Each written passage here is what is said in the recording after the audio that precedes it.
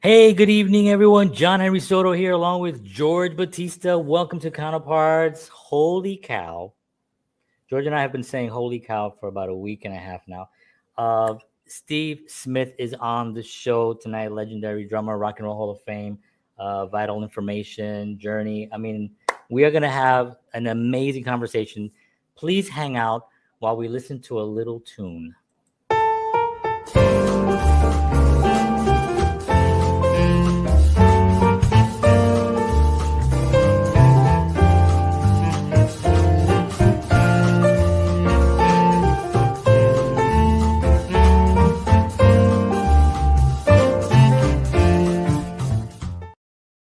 Alrighty. Well, thank you very much, everybody, for tuning in. Appreciate it. As I said, Steve Smith is on the show tonight. We're very excited. I don't want to, you know how I go, George. I start talking and I won't shut up. So I'm just going to turn it over to you.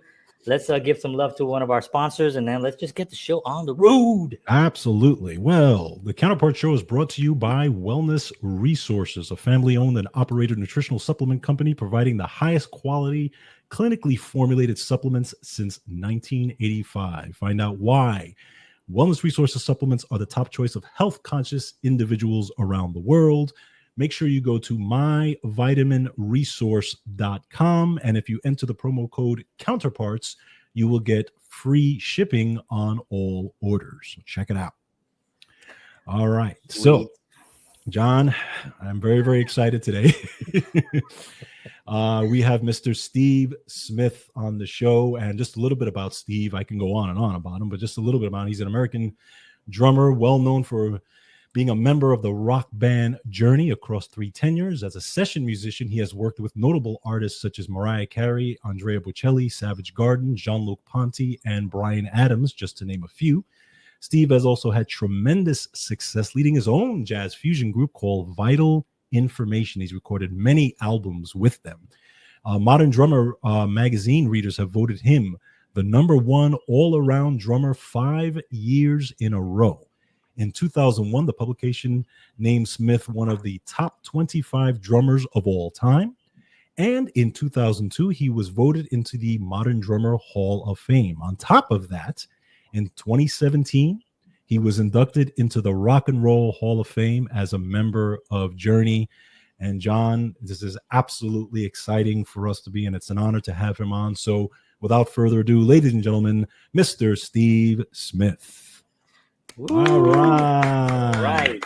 Hey, George. Hi, John. Good to be here. This is awesome. Thank you so much for taking the time to spend with us. As we were saying, George and I are like kids in a candy store when we're having these conversations with just incredibly talented people, but also giving of their art. That's really, really important for us to know that there are artists out there at that caliber that are willing to give so much of themselves, of their talent, and of their time. So we really appreciate it. Gracias. Yes. My pleasure. All right. Yeah. So thank you. What do you want to talk about? Well, we want to talk about a lot of things, but because we don't want to keep you here for like 10 hours, we're gonna pick some of the cream of the crop. I'm gonna actually turn it over to George, and George will get the ball rolling with some questions, and then we'll get started. Absolutely. So just I've learned a lot about you in the past few years. I know you started playing very early on. I think it was around the age of 9, actually, where you picked up the sticks, and you've been playing ever since. And I know that, just like for me, when I was younger, people like Neil Peart and John Bonham, those guys were my heavy influences. And when I saw these guys and heard these guys play, I was like, I couldn't believe that human beings can actually play that way, and completely changed my life. And I know for you, I know you grew up on big band, but then you also saw people like Billy Cobham and Tony Williams play and completely changed your life. What did they do for you as far as just inspiration? Well, to jump back to when I did start at 9 years old, I started with formal lessons, like weekly private lessons, and they were based on just learning the drum rudiments, learning how to read music, and actually just starting out on a practice pad. And I bring that up because a lot of times people start drumming, and they get a whole drum set and start playing the whole drum set. Right. Interesting. And the way that I started, in some ways, was typical from an earlier time. So it was 1963 when I did that, when I started. And the teacher that I had was an old big band drummer. And so he had me just, reading, playing rudiments, learning stick control. And then eventually, after 2 years of that, I got a snare drum. So I got into snare drum technique. And then when I started playing the drum set, finally 3 years into it, I started with the ride cymbal beat, the jazz ride cymbal beat, and independence coordination. So it was in today's world, I would say it was a very traditional way of learning, from an earlier time. So the orientation being big band, of course, the king of the hill was Buddy Rich. Yeah, of course.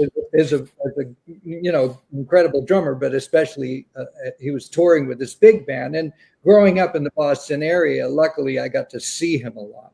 So I'm giving you just like an orientation. So I was really acclimated to seeing big bands, to see Buddy Rich. I loved all the big bands and saw, Stan Kenton. Right. And interestingly enough, Peter Erskine was playing drums with Stan Kenton, and he was 18 and I was 18. Oh, wow. So he kind of blew my mind when I first saw him, that, this young guy my age was doing that, was playing on tour with a big band. And then Woody Herman and Maynard Ferguson's band. And so that was, my orientation. I did go to the Berklee College of Music in 1972 after I graduated high school. And that was the beginning of the jazz rock period. Right. So you had musicians that were really the forefront of jazz. They were jazz musicians, but they were playing with a rock kind of sound and attitude. That was just starting to happen at that time. So it was that was very influential for me, because it was the sound of the generation that I grew up with. Right. I would say.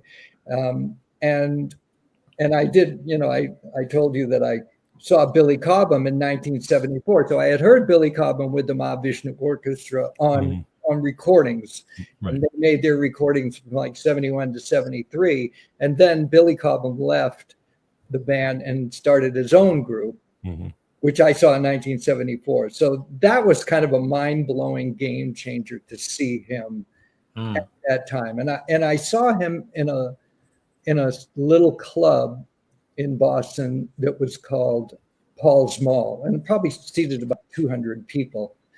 And so if you can, think about when I saw Buddy Rich and most of the big band drummers, their setup was like a single bass drum and a rack tom, 2 floor toms, and ride cymbal and a couple of crashes. So, but you walk in and you saw Billy Cobham, and he actually pretty much had a drum set like this. Bass drums, 3 rack toms, 3 floor tom, cymbals all over the place. Like people used to say, it looked like the front window of Manny's music. Right.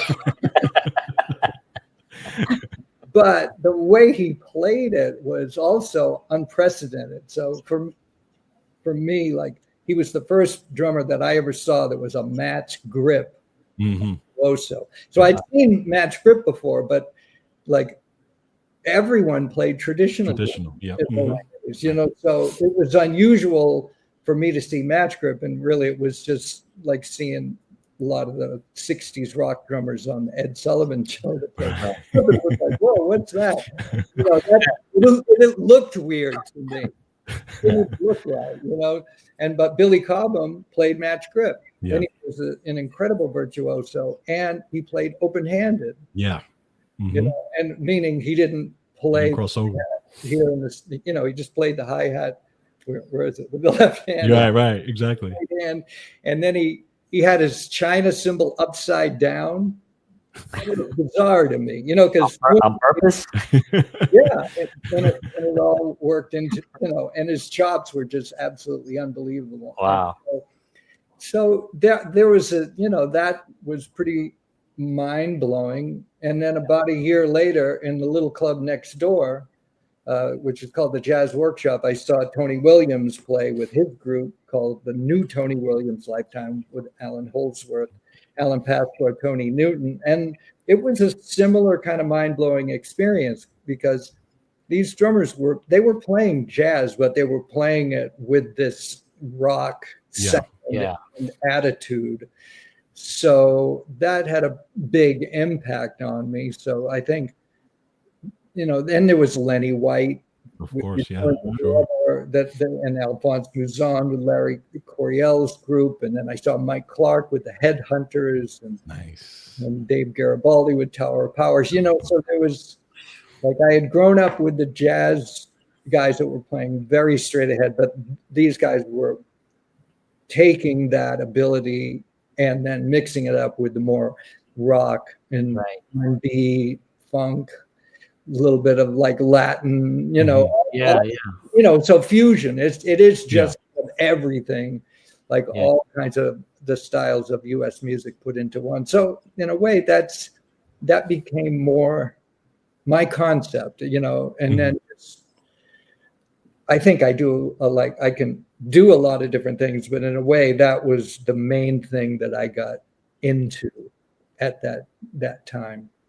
So you mentioned earlier, you said the sound of a generation, which I love those words because it's such an important thing to understand that this was not existing at a certain point, not that long early, from that earlier than that. And then suddenly these artists were coming together and infusing their whatever they brought into this, and that was the sound of the generation. And we look at the music today and where it's moving, and do you, since that point, have you found another moment in time where you thought this is kind of happening again, like another sound of a generation kind of taking another metamorphosis of some type?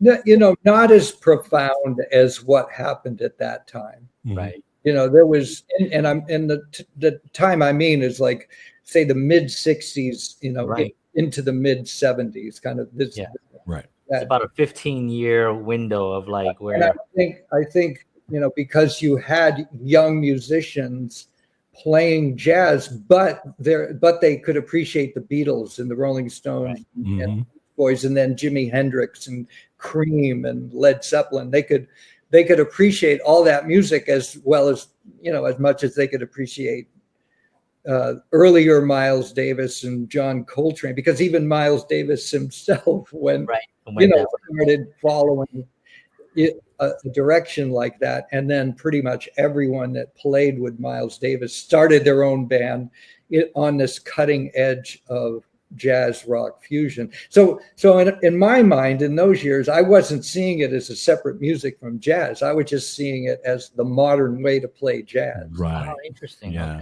Makes sense. It's the cutting edge of jazz. Wow. And it's in the present day, it's like people see it a little different. They see it as a branch off a tree. Yeah. And then there were some people that stayed more like in the center of what jazz was earlier. So there's lots of variations and lots of different concepts out there. I think lately, and I say lately, maybe in the last 15 or 20 years, I've been involved in it, and I see a lot of Indian influence coming into jazz. Oh. That's something like Indian rhythms, and then some musicians that are even like bringing some of the ragas. And of course, Mahavishnu had that. Yeah. And then Shakti had that.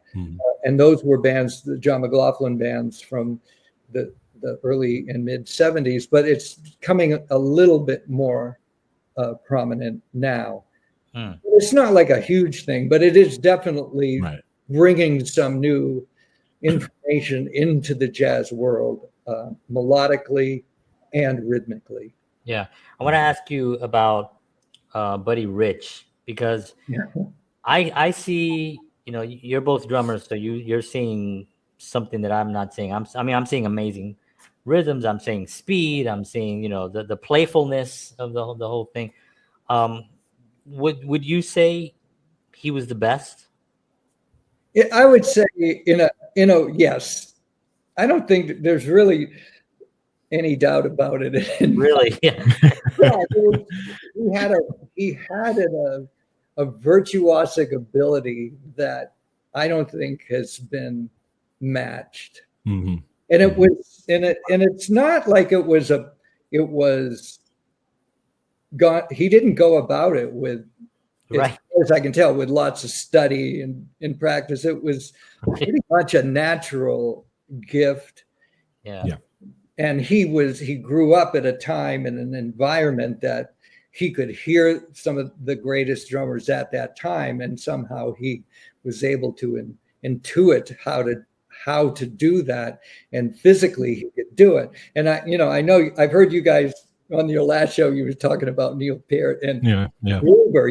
Now Freddie Gruber was a very close friend of Buddy Rich's, and Freddie Gruber had incredibly great powers of insight. Like, he could watch somebody play and he'd know so much about their technique and their background. Like, he was like a coach that could watch a player and think, okay, he's got this and this and this, but he could use use this direction. But he told me that he thought like Buddy was like an extremely gifted athlete. Applied to the drums. Right. Yeah, absolutely. His abilities to the drums and almost will himself to play certain things. That's amazing. Watch some of the old videos. It's never ceases to blow my mind when I watch some of that. Yeah. But it's also, I have to say, it's not just what made him really a great musician and drummer overall is not just the speed and the chops and the soloing, but he really was a great accompanist. He knew how to play with other musicians. He knew how to support them. And when you saw his band, he featured the guys in his band a lot. Featured the arrangers that were writing the charts for him. So and then he would feature himself with usually at the end of each set, like a big extended solo. Right. But, he was a great musician. And if you really dig into his catalog, you'll find that he's on some great records that you would never know it was him. Like there's an album with Louis Armstrong and Ella Fitzgerald. That's a really great record. Just the two of them together. And it's Ray Brown on bass and Oscar Peterson on piano and Buddy Rich on drums, just playing, like brushes. And there's a couple records like that, where he just was hired for the session and came in and did his part. And you never know it was Buddy Rich. Wow. Unbelievable. That's absolutely. Yeah. And one of the things about him was that he was just an all-around entertainer, right? Because he also could sing, he could dance, he could pretty much do it all, funny. And he was funny. Yeah, he was a funny, obviously, being on Carson and all these different places. And one of the things about you that I really admire as well, because I think that gets a little lost sometimes with drummers, is that you entertain when you play. And I like the fact that you sometimes you twirl the sticks and you hit the sticks together, and you have this entertainment part of it also that makes it very, very interesting. Was that just something that you just decided I'm going to be entertaining as well? Is just, how did that come about? That's a good question. I think that developed naturally, knowing that I had my own band. Right. And it's hard being a drummer and being a band leader. It's not the most natural instrument to be a band, play the drums and be a band leader, but it's been done, like Buddy Rich, like Art Blakey and the Jazz Messengers, and Jack DeJohnette has had bands. Lots of drummers have had bands, and I saw them, and the ones that appealed to me the most were the ones that were also entertaining, like Max Roach, like I would see Max Roach play with his band, and it was entertaining. But actually, I saw Max Roach a few times play solo drum set concerts. Wow. He would play like for an hour just by himself. Oh, wow. And that was entertaining because he did things like he played Mr. Hi-Hat. Now, if you saw me, maybe I did that. He'd just take a hi-hat down to the front of the stage, and that's, I saw Max Roach do that. So I wanted to learn how to do that. He'd take a snare drum to the front of the stage and just play snare drum. Wow. And so that's kind of entertaining, right? Yeah, absolutely. The hold of, always behind the kit. And it's one of the reasons why I set my drum set up sideways in the front of the stage, so people could see what I was doing. Yeah. Versus just with the bass drum facing the audience, where that way, that's a typical setup, but the audience can't always see what you're doing. Right. You got videos and stuff like that, but in the case of mostly where I play is clubs, small clubs. So the best way for the audience to see me is with that sideways drum set. So it's just, and I'm having fun, and I want to share that fun. It definitely looks it. Absolutely. Yeah. I have about a lot of pictures of George like this. Yeah, because the drummer's always, I'm always obviously behind in the back with things covering. Sorry, George. Here's the only picture I have of you. Yeah. So let's talk a little bit about the journey. Not so much the drumming, but that decision, that choice that you say, I'm going to do this. This is what I want to do. That moment where you decided, I don't want to do anything else but this. Do you remember? Did you make a choice like that, or was this a gradual thing? That was a gradual thing. That the more I played drums and the more I got into it, it became my identity. In a way, I just saw myself as a drummer. I saw myself as a musician, and I never considered doing anything else. So in that way, I feel pretty fortunate that I had that, because by the time I was in high school, and then I knew, okay, I'm going to take my college prep course, right. Just because I knew I wanted to go to college, but I knew I wanted to go to music college. Right. And so I never considered not doing it. Right. So you never thought of becoming an accountant or anything like that? What's your history? So if anything was okay, maybe a history teacher or something, but I just incorporated music history. Right. That makes sense. There you go. Exactly. Did you have a supportive family? I did. Okay, good. So I grew up, like I said, near the town's called Whitman, and it's near Brockton. That's the nearest big town, and it's 25 miles south of Boston. Actually, about 8 miles from the Zildjian factory. Oh, wow. Wow. Pretty close to that area. My parents, my mom and dad, were extremely supportive. My mom had a passion for drumming, and I do think that there was some Gene Krupa records in the house, and so I heard that, and then my dad found my drum teacher because he had a little drum shop right near where my dad worked in Brockton at the newspaper, the Brockton Enterprise, and so they were super supportive. Wow, that's great, because drums are generally not the ones that get the most support. That's true. I did, like I said, I did start with the practice pad, but when I finally did get the drum set, then I was in the basement for a while, but that kind of rattles the whole house, and my dad had a tool shed in the back, so that's where I ended up. So that was fine, that was a good way to do it. Just go up to the shed in the back and put in some practice time. Wow. Now, you said you had started with the practice pad. That sounds like it almost sounds rational to start that way, because today you're like George, for instance. He just went out and bought a big drum set, and he figured it out. but it seems like the rudiments and all the fundamentals are really within here first, and then you can build out.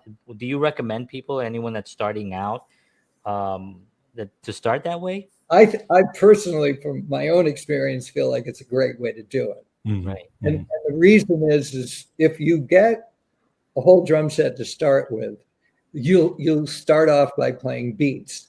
Right. Now it's different for everyone, and Right. that might really work for some people. Right. But if you start off by playing beats, then your right hand is just going to go like, play the hi-hat or the cymbal and just play eighth notes, let's say. Right. And then the back beat is with the left hand. Your left hand is just going to play like 2 and 4. Right. So you, unless you decide, okay, I'm going to really work on my hand technique, you never really get around to it. That's true. That's very true. And so, with my orientation, it was, let's work on the hand technique at first and get that going. And then we're going to add these other instruments, and make up a whole drum set. I think it'd be really hard to get young folks. Yeah. Well, and it's tough also. George did it though. I did it, but it's because I kind of fell into the trap, and a lot of drummers, I'm sure, fall into the trap where you see your favorite drummer just wailing on their kits. So your first thing is get the kit and just follow them, right? Yeah. And then what happened to me is I ended up so chops oriented, and fill oriented in the beginning because I wanted to be Neil Peart, I wanted to be John Bonham and those guys, and I had to kind of go backwards and say, okay, well, you know what? You need to learn how to play some good time first before you go crazy doing this. So I had to kind of reverse engineer it type thing and then learn the rudiments and all that. So I kind of did it backwards. But a lot of drummers I know that fall into that because they want to be that person, right? Yeah. Well, you want to have the ability to play the ideas that come to you, right? And have a lot of headroom with your ideas. In other words, you don't want to be at your top speed, let's say, right? And just be able to play like kind of basic stuff, right? You want the basic stuff to be there, but for it to be super easy, right? So it's like having a car with a good engine. Right. You still have to drive 65, right? Exactly. A lot of headroom. Right. You can do a lot of interesting stuff, and it'll be easy. Yeah. So and if it's easy, you can make it feel good. Right. Absolutely. Right. But if you're on the edge of your technique, it's probably you're going to struggle with the feel. Yes. And absolutely. And the rest of it. So it's a good reason is to have good chops is so you can relax and then allow the creative to happen. Right. Use the tools because you already have them. You don't have to worry. It's like it's like learning how to speak. Really, you learn the words, learn the alphabet, and then you could have a conversation. Then you can write a book. Right, exactly. Have a large vocabulary. Right. That's it. All the time. Exactly. So I wanted to thank you because you were kind enough to send George and I these amazing CDs. This is a New York City edition. I'm going to get to and this is the best of. Yes. Right there, signed. And this comes out in 2 days. That's right. And I want you to tell us a little bit about this because this is the complete Columbia recordings, and this goes back to I think you said 83. Yeah. So there you go. So in 1983, this album came out, which is first Vital Information album. I'll do that too. Yeah. And, so I had, as I described, grew up, mainly being interested in jazz and jazz rock, and one thing led to another, and I ended up, being asked to be the drummer in Journey. So that was a very interesting opportunity. I found the music interesting, and the whole situation was quite interesting. And I made a lot of records with Journey, starting with Evolution, Departure, Captured, and Escape, and Frontiers. And at that point, I had been with the band long enough that Columbia allowed me to do a solo record. Nice. Okay. And so the other guys, like Neil did a record with Jan Hammer, Steve Perry went out and did a solo record, and I wanted to do my own record, and that became Vital Information. Okay. Because I had some good friends that I knew from college. Actually, I knew two of the members of the early Vital Information band from high school, Tim Landers and Dave Wilczewski. We played together in our high school years. And then I went to Berklee and I met Mike Stern and Dean Brown, and that became that first Vital Information. Wow. And so in '83, we went into a studio in Rhode Island and recorded that first record. January '83. Then the most of that year, I went on tour with Journey, playing the music from Frontiers, which was a record that came out that year. And once that tour was over, I did a 2-month tour with my band, the first tour of Vital Information. So that's coming up. Wow. That's going to be 40 years next year. And then I came back from tour, made the album called Orion, and then in the next 2 years I made Global Beat and Fia Fiaga. So those records came out at a time. The first two, they were only on vinyl and cassette, and the Global Beat and Fia Fiaga came out on vinyl, cassette, and CD. But in those days, you did a mastering based on your vinyl and the limitations of vinyl. So if they put that master onto a CD, that didn't necessarily sound good because it wasn't mastered for CD. Right. So I guess what Wounded Bird Records is putting this out, it's called the Complete Vital Information, the Complete Columbia Recordings. Official release date is July 1st.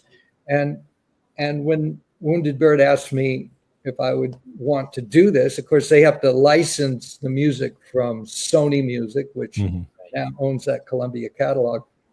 I went through my storage unit and I found original 1/4-inch masters of each record. But the good part is they were not mastered. They were just the songs. Wow. Of the songs, but not mastered. So I have each one of these albums is newly mastered. Wow. By a great engineer, Jim Brick, who from Absolute Audio in New Jersey did an outstanding job mastering these 4 albums for CD only. So this is a CD only release. And CDs, they sound really better to me than any of the original releases in any form, whether it was, vinyl or cassette. So yeah, I'm pretty excited that these are coming out. They're great.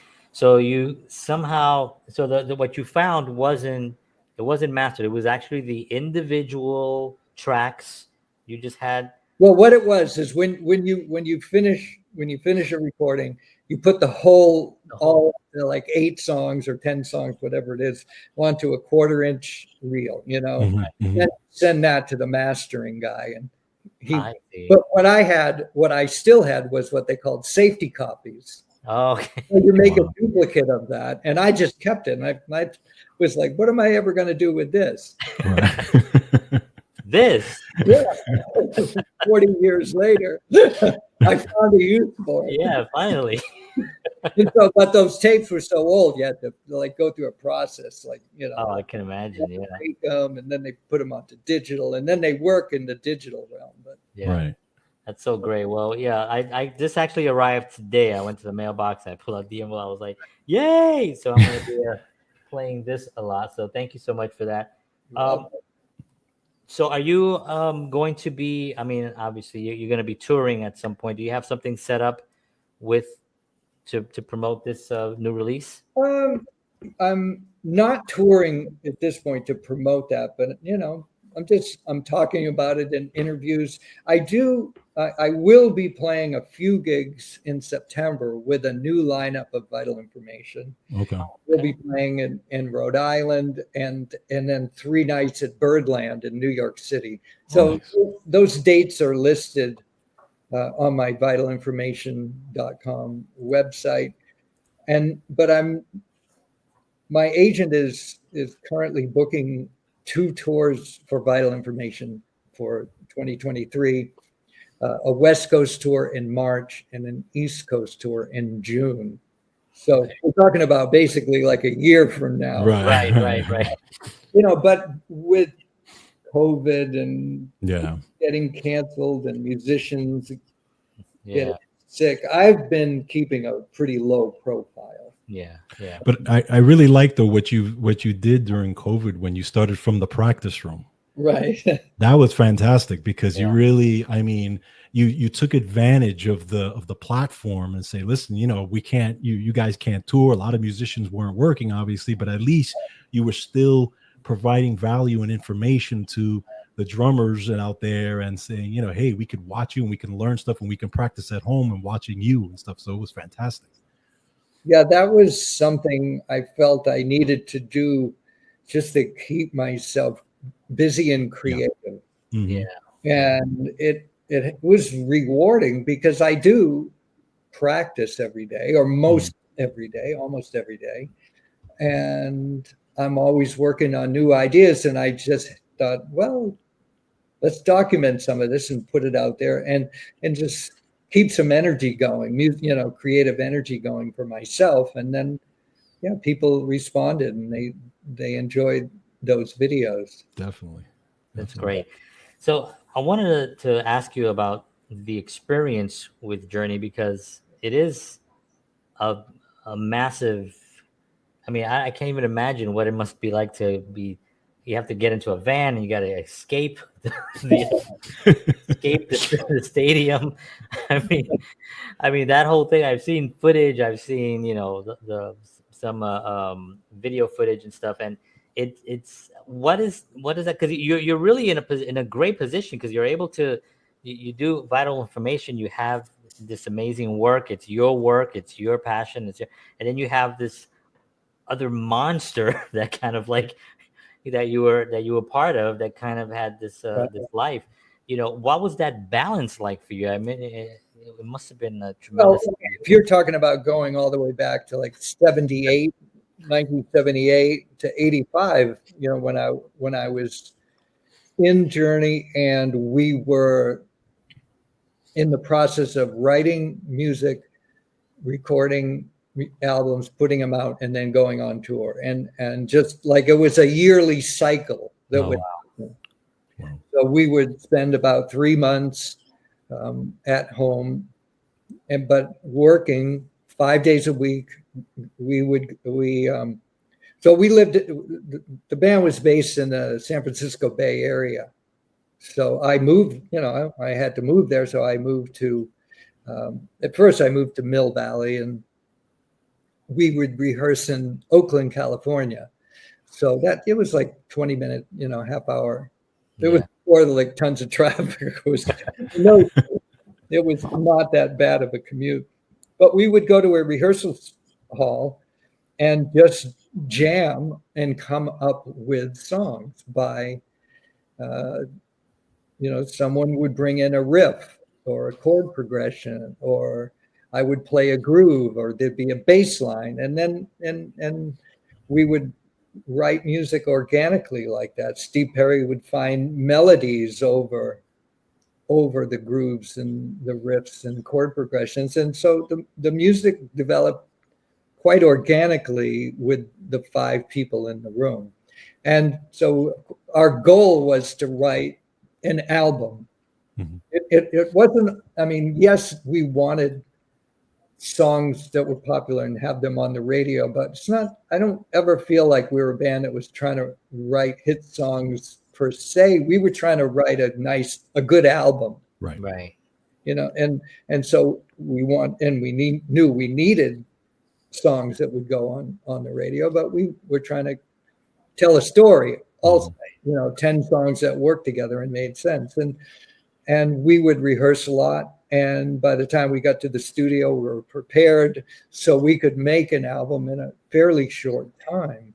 Wow. We like a month or more, like maybe I don't remember exactly how long each record took, but they weren't like stretched out over a year or right. The things you hear about that came later.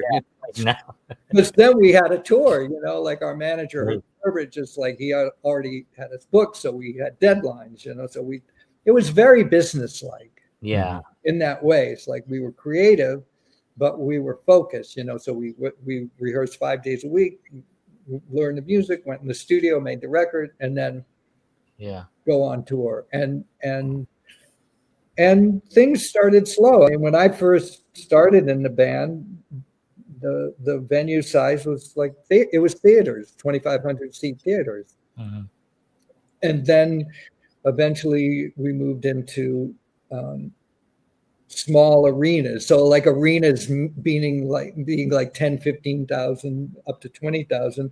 And eventually after Escape, the album Escape, that was the one that really took off. We were playing stadiums, that's like, we're talking 40, 50, 60,000 people. So it happened slowly. So somehow I acclimated to it. Yeah. It is bizarre in a way. It's kind of stressful, and to step out on stage in front of all those people. But it was like this gradual thing that happened. Yet at the same time, I feel like I stayed quite grounded because I was still working with jazz, that were jazz musicians that I grew up with. And even if I had a little break from Journey, sometimes I'd go to Boston and we'd play a few gigs. Just in a little club. And that, so, my musical focus was wide. Mm-hmm. Right. And I was deeply into being in Journey and having that work, but I was also playing with, like I said, with my friends from Boston. But I also then met a bunch of great jazz musicians in the Bay Area.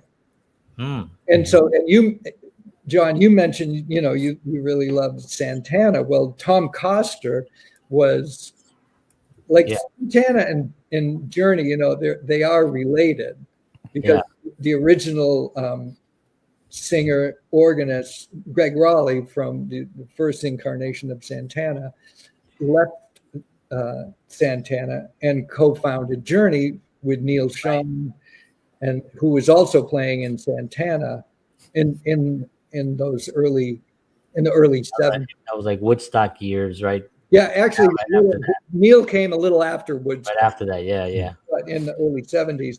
And they started Journey, and the keyboard player that took Greg Raleigh's place was Tom Coster. Wow. So Tom was a great jazz musician. And so he was in Santana for many years as a co-composer and producer. And then I met him, and I ended up playing in his band. Wow, so everything that I was doing in the Bay Area, and then he's ended up in Vital Information. So you'll hear he's on the Global Beat record and the Fia Fiaga record. That's amazing. So I was keeping myself busy, doing a lot of different things, and taking it all seriously. Like really putting in a lot of time to make sure I did a good job in every situation. So. So I don't know if I answered your question. Yeah, no, you did. Absolutely. Thank you. Absolutely. And I wanted to ask you, so obviously the accomplishments with Journey as well. Talk a little bit about how it felt when you entered the Rock and Roll Hall of Fame. Yeah. that was an interesting experience. I didn't expect much of anything from it, because it was not anything on my mind to ever be in the Rock and Roll Hall of Fame. Or, I never considered it a thing. But I knew about it, and I had seen some of the shows, I didn't know what to make of it really. But when we got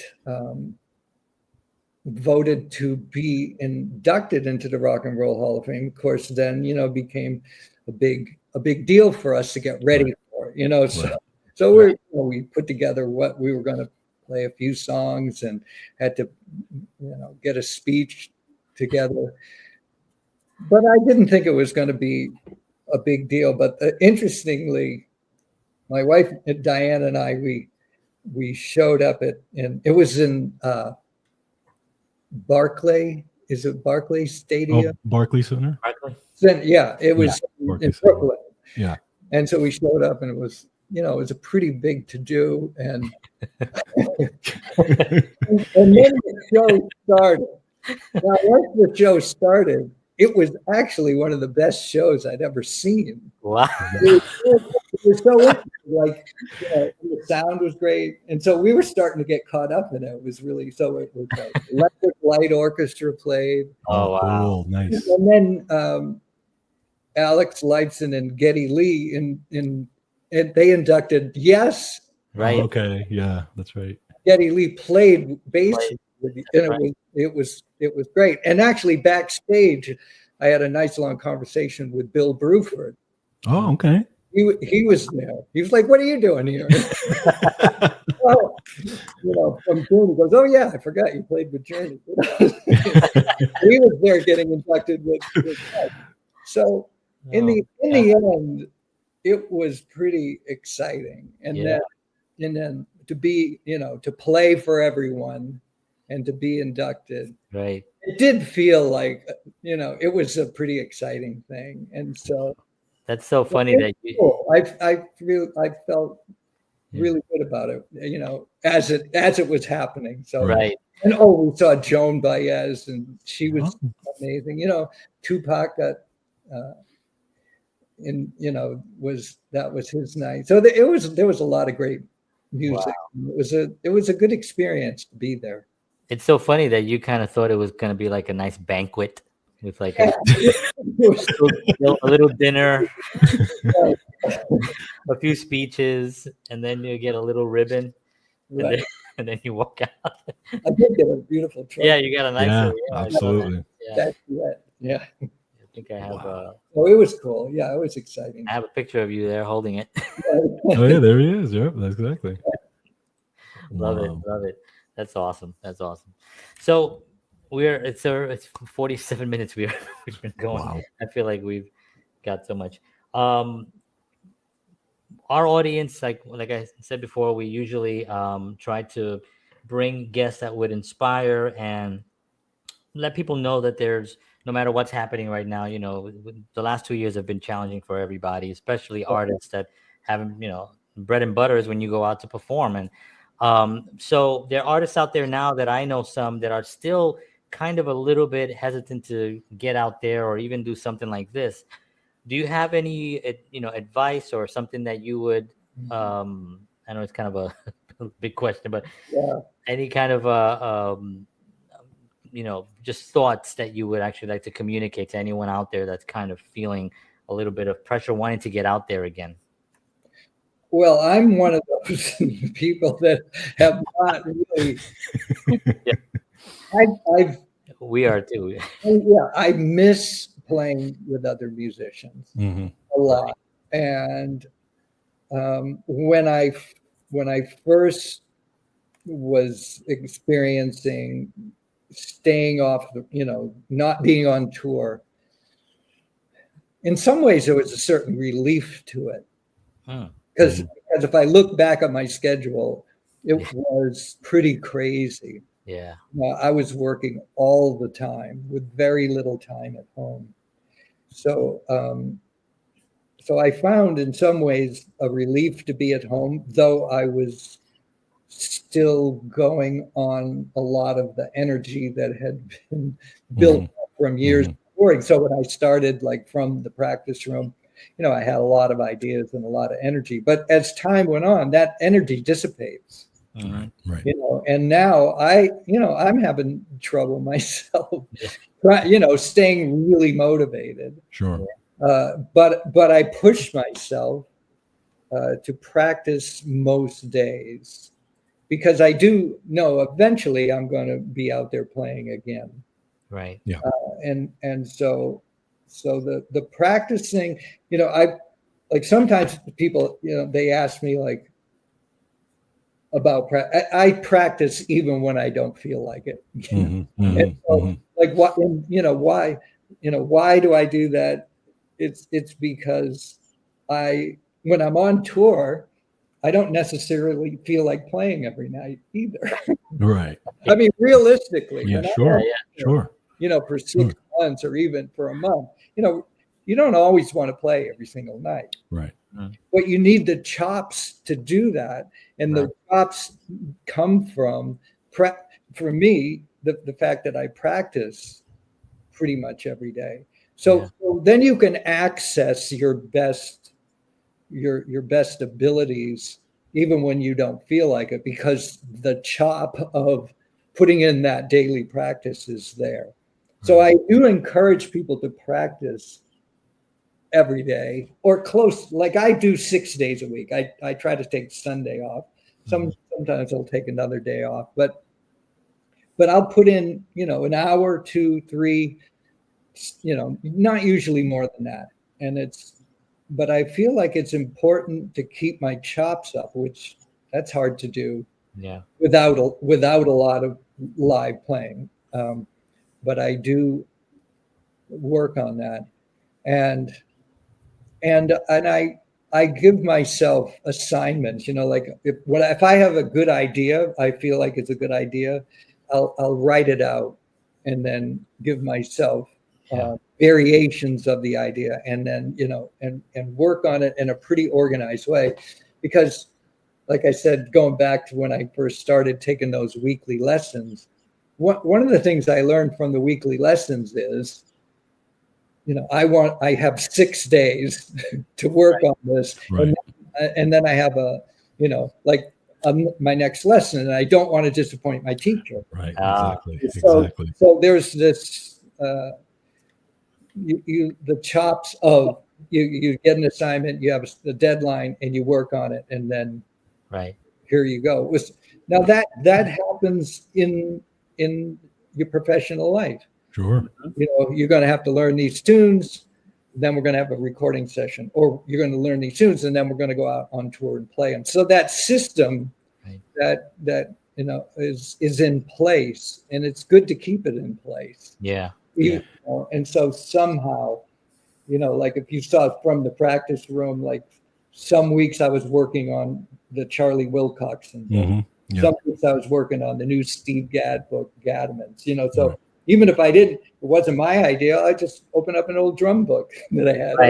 There you go. And work. So that keeps me interested. Yeah. But it is hard. So I am looking forward. To playing some gigs. So having at least a few gigs or jam sessions or whatever. Hopefully, that is something that can give you that fuel that you need, that inspiration. Absolutely. It's very inspirational also when you see, guys at your level who are still practicing all those hours, right? Because when we were younger, I know when I was younger, I was practicing 6-8 hours a day, and John and I have talked about this on the show, the mindset when it comes to wanting to be good at something, whatever it is, whether it's drums, guitar, or whatever it is, right? You may have to miss certain things. You may not be hanging out with the guys. You may be, and I had to miss a lot of stuff to sit, and John and I had to, work on stuff because we really wanted to get good. And then, and then when you get to a certain level, I mean, there's guys at your level that they don't practice at all. They just rely on the gigs, and the gig is their practice, but it's refreshing to see, guys like you who are, again, at your level that still really want to make sure that you're developing and getting better and keeping your chops up and that type of thing. It's very refreshing. All right, good. It comes natural for me to want to practice. I enjoy the process, But I also find that you don't really get to the interesting stuff until you get past a certain physical point. Yes. And then more, dendrites are firing and ideas are happening. Right. And there's also a good reason to practice a lot, because once you practice every day, your chops start to go up. But the days you don't practice, actually, they kind of atrophy. Yes. Yeah. Yes. So let's say you go a few days without practicing, and then you practice for a day. I'm only going to get back a little bit to where I left off. You were. That's right. Yeah. That's right. So then, Yeah. that's why maintenance is important, and then to go beyond is also like always moving forward. That's how it is for me. Yeah. Absolutely. Other drummers are different. They may not need that, but I do, and I enjoy it too. And as one of the greatest drummers, I think it's also, going back to talking to people that are out there, I think it's also important that artists understand the importance that they have on the planet. And especially right now with the way the world is, I mean, artists are needed more now than ever. So, sometimes I know it's hard getting out there and trying to, but, it's needed. We need to destimulate this aggression that's happening across the planet. And the only way we can really do that is through art, is, the artists that are out there. So we are super excited that you are going to get back out there. And are you going to come through Nashville? Is that anything in the cards, please? That's a good question. Usually the jazz tours don't go through Nashville. I know. You can play here at my house. I'll make you an amazing meal. I have ribs. I do know there's some jazz clubs. I mean, Victor Wooten lives in Nashville. He told me there's some places where he plays down there. Nice. So hook me up. There are some places. I'll find some places. I'll send them over to you. Absolutely. That's great. Steve, we want to thank you so much for being on. I mean, we're at an hour, and we really appreciate your time, your wisdom, your insight into music and into things that really a lot of us don't have that insight. So having you here has been really a pleasure, and we really appreciate you taking the time to be here with us. Yeah, it's been fun. I'm glad you guys have this show. It's a great show. Thank you. Very far-reaching. Like I like all the different subjects and different guests that you get into. Thank you. Absolutely. And this, yes, is what we want to talk about. So Steve, hang out right there for a second. We're going to be right back. But thank you so much for being on, and we appreciate it. And we'll definitely be seeing again soon, hopefully in Nashville. Okay. But in New York, definitely. Yes, definitely. I will see definitely you. In New York. Definitely in New York. All right. Hold on. Woo! Wow. Everybody check out Steve and Vital Information. You will not be disappointed. What an amazing band. Yeah, the website's on the screen there. Absolutely. Please check it out. This comes out actually. We're special, so we have it already, just so you know. I'm sorry, folks, but this comes out in 2 days. We got it 2 days early. I'm very excited to listen to this. So get out there and get your copy. Want to thank everybody for tuning in. Appreciate y'all very much. We will see you all again next time. George, thank you very much as always. And for everybody here at Counterparts, me and George, want to thank you and see you all next week. And as always,